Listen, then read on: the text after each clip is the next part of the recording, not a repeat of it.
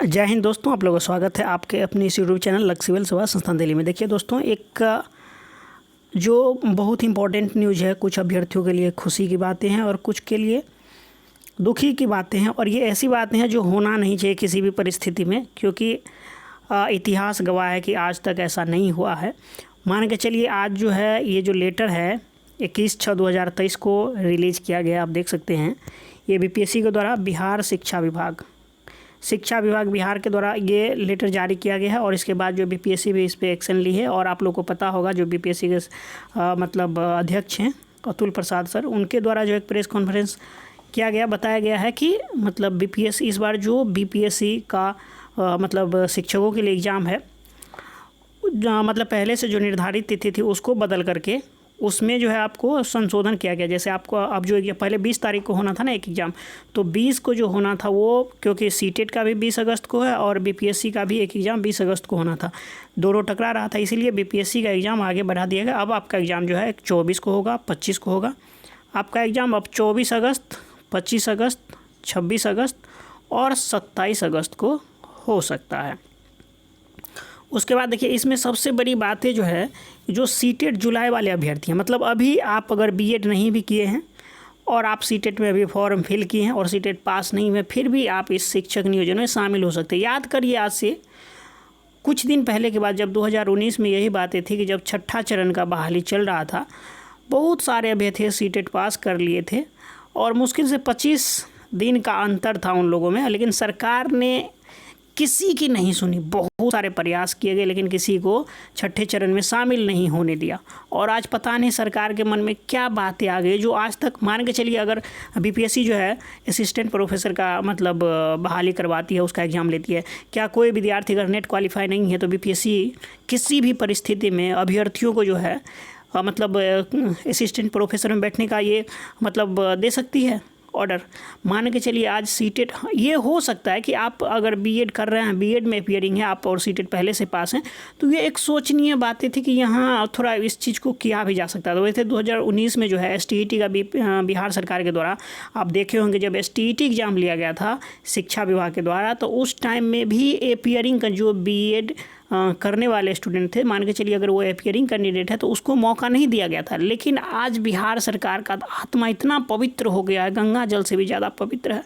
बहुत अच्छा लगता है कि इतने पवित्र नेता, सब पवित्र दिल वाले नेता हमारे देश में हैं, कि आज क्या क्या बदलाव आ रहा है। हो सकता है कि जो जब ये लेटर हमने एक दोस्त को दिखाया था, दोस्त बोल रहे थे कि सर आप लोग मतलब रिक्वेस्ट करिए सरकार से, अगर सरकार ऐसा दे ही दी तो हमारा एक बेटा 10वां पास कर रहा है, अभी इस बार 10वां में 10th का एग्ज़ाम दिया है, पास कर गया, अच्छे मार्क्स हैं, क्या थोड़ा और बढ़ा करके उसको भी मौका दे दिया जाए। मान के चलिए सीटेट जो क्वालिफाई नहीं है, जानते हैं सीटेट को शामिल करने से क्या क्या हो जाएगा। सपोज करिए, देखिए लोगों को लग रहा होगा कि बहुत अच्छा किया है सरकार ने, सरकार की इसमें चाल है। देखिए, कम से कम 5 लाख स्टूडेंट बिहार से इस बार फॉर्म भरे हैं। 5 लाख नहीं तो 4 लाख तो निश्चित रूप से भरे ही हैं।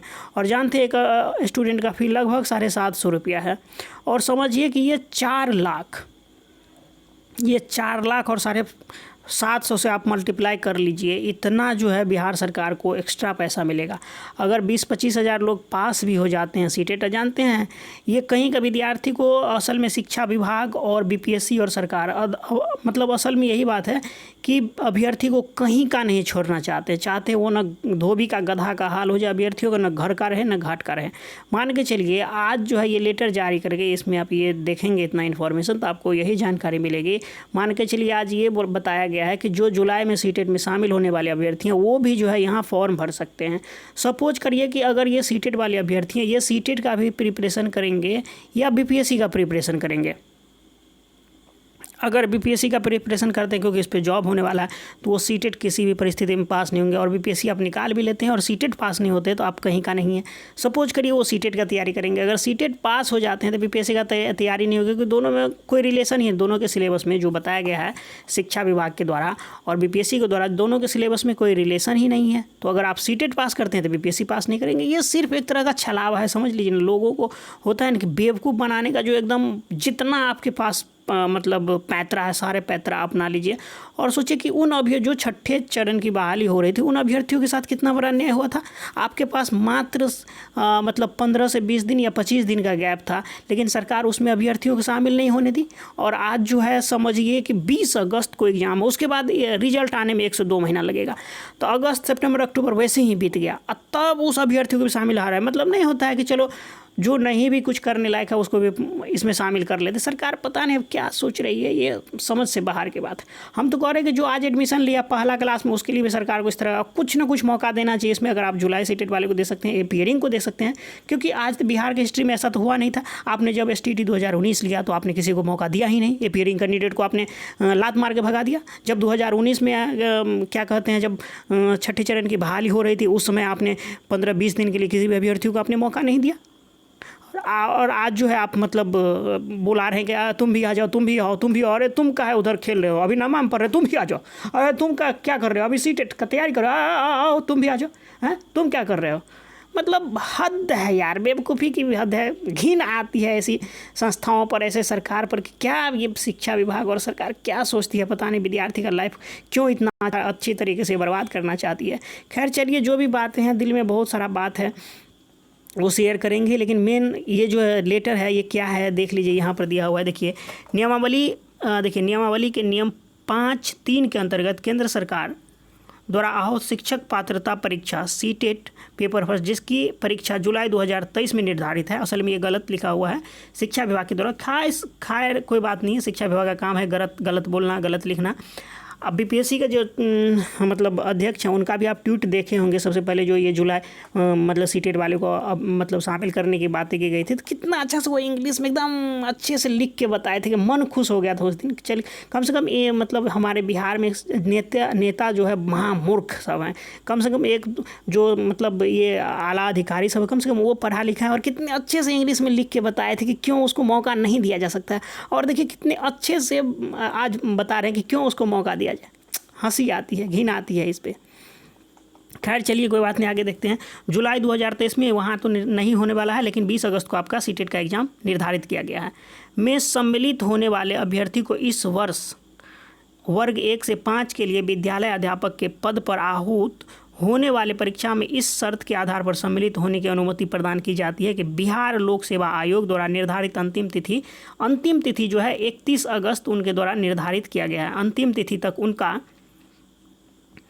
परीक्षाफल प्रकाशित हो जाए, अंतिम तिथि तक उनका परीक्षाफल प्रकाशित हो जाने, अन्यथा किसी भी परिस्थिति में अभ्यर्थी अनुमान्य नहीं होगा। देखिए ये 31 अगस्त में बोल दिया, ये 31 अगस्त जो है आपको सिर्फ परीक्षा देने का डेट है।